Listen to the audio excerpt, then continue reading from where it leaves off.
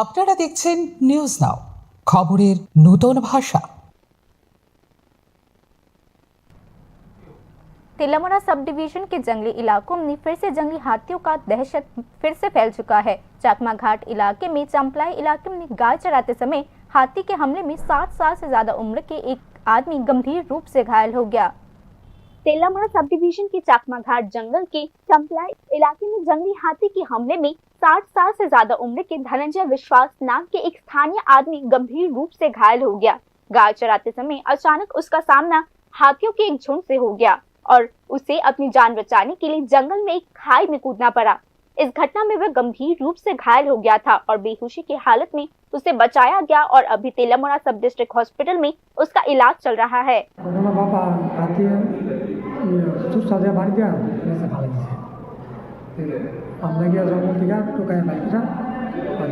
কোন জায়গাতে টুকায় আনছো? জঙ্গল থেকে। জায়গার নাম কি? চাকমাঘাট। চাকমাঘাট কোন জায়গা? চাকমাঘাট ব্রিজ সাপ্লাই এলাকা আনছি। সাপ্লাই এলাকা। তোমার বাবার নাম কি? ধনঞ্জয় বিশ্বাস। জঙ্গলে কিসের জন্য গিয়েছিল? ও গরু লেগে গেছে। কয়টার সময় হয়েছে ঘটনা? ঘটনা পড়াশোনা করে আমরা সন্ধ্যার সময় বাবা আবার তাই না আমরা গেছি। গিয়েছেরা? বিচার টুকায় ছেড়ে পাচ্ছি। জঙ্গল অনেক জঙ্গল টুকায় ছেড়ে দেখে পাচ্ছি। পাইছো? তারপরে লয়ে এসেছি সবাই মিলে মানে গ্রামবাসীরা মিলে লয়ে এসেছে? গ্রামবাসীরা মিলে আমি গেছি।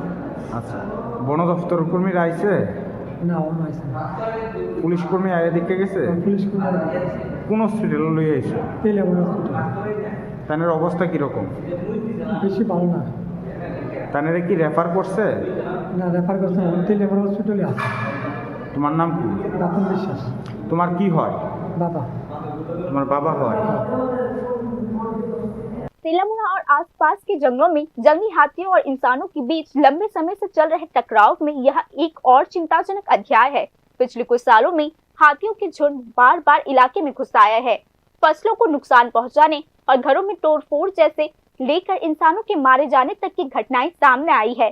फिर भी डर बढ़ रहा है क्योंकि स्थिति को हमेशा के लिए हल करने के लिए असरदार कदम नहीं उठाए जा रहे। আসার সঙ্গে সঙ্গে আমি ধনঞ্জয় বিশ্বাস রুগীরা আমি দেখলাম। রুগীর কোমরের নিচের অংশে, আমরা নিচের যে অংশটা, তারপরে উরুর অংশে থাইয়ের মধ্যে ব্যথা পাইছে, তাই না। তারপর বুকের মধ্যেও কিছুটা ব্যথা পাইছে, তাই না। তো আর সকাল থেকে যেহেতু কোনো কিছু খাইনি উনি, তো কিছুটা শারীরিক কন্ডিশন কিছুটা দুর্বলতা আছে। বাকি উনি ঠিকঠাক এখন। আর আমরা অ্যাডমিট করছি হসপিটালে, আর হসপিটালের আয়ুষ্মান যোজনা থেকে আমরা সব কিছু দিছি। एक्सपर्ट का मानना है कि इस समस्या का मुख्य कारण जंगल के इलाकों की सिकुड़ना, हाथियों के कुदरती गलियारों का खत्म होना और खाने पीने की कमी है। जंगल की जमीन पर बढ़ते इंसानी दबाव के कारण हाथियों का कुदरती आना जाना रुक रहा है। नतीजतन वे खाने की तलाश में इंसानी इलाकों की ओर बढ़ रहे हैं, जिससे टकराव होना स्वाभाविक है। स्थानीय निवासियों का आरोप है कि प्रशासन और वन विभाग मुख्य रूप से घटना आधारित जवाब तक ही सीमित रहते हैं। हालांकि किसी दुर्घटना की स्थिति में मुआवजा या इलाज दिया जाता है, लेकिन पहले से चेतावनी, निगरानी या हाथी के रास्तों की पहचान जैसे पक्के बचाव के उपाय असरदार तरीके से लागू नहीं किए जा रहे। आरोप है कि जंगल के इलाकों से सटे गाँव में अभी भी सही warning system, rapid response team या असरदार लाइटिंग सिस्टम नहीं है। इस संदर्भ में चंपलायन की घटना एक बार फिर इंसानों और जंगली जानवरों के साथ रहने को पक्का करने के प्रशासन के लंबे समय के प्लान पर सवाल खड़े कर रहे हैं।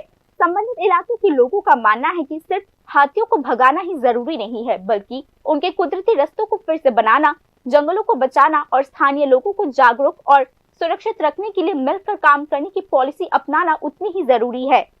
अगर समय रहते असरदार और मिलकर काम नहीं किया गया तो भविष्य में और भी बड़े हादसे होने और जान जाने की खतरा और भी बढ़ जाएगा। संबंधित इलाके के लोगों को ऐसा ही डर है। Bureau report, news now.